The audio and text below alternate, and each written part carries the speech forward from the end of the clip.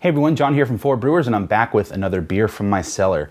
Today we're going to Firestone Walker Brewing Company out of Paso Robles, California, and we are drinking the 2013 vintage of their Sucaba barley wine.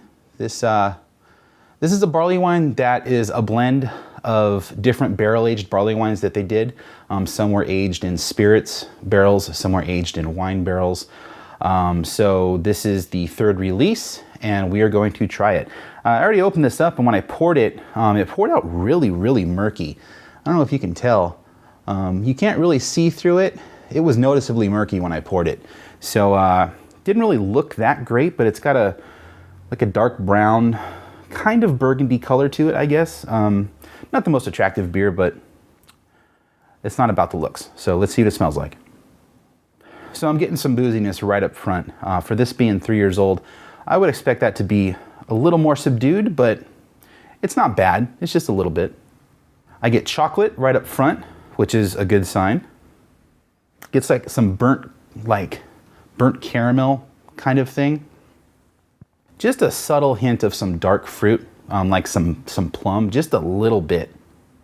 There's a little bit of coffee on there.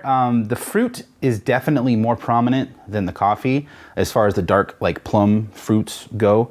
But it's kind of in the background. For me, the chocolate and that burnt caramel aroma are really what stand out the most. So let's give it a sip.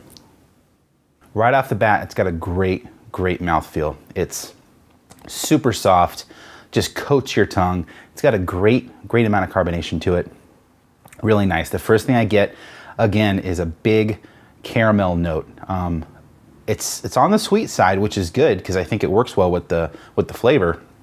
But it's like right up front, and it does actually dry out pretty well, even though it's on the sweet side. I don't get a lot of residual cloyingness from it, I guess.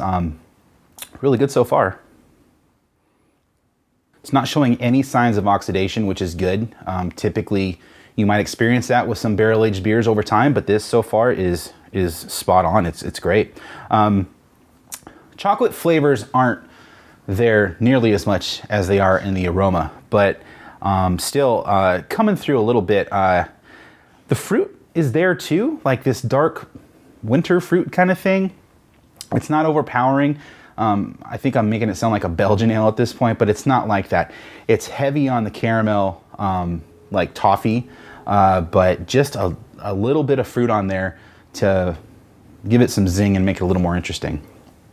The booziness on the nose doesn't translate to how it tastes. This is 12.5% alcohol. It does not taste like 12.5% alcohol. It is very drinkable.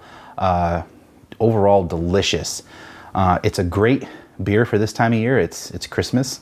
It's the holiday season, and usually it's cold outside here in the United States, and this is the kind of weather that warrants drinking this kind of beer.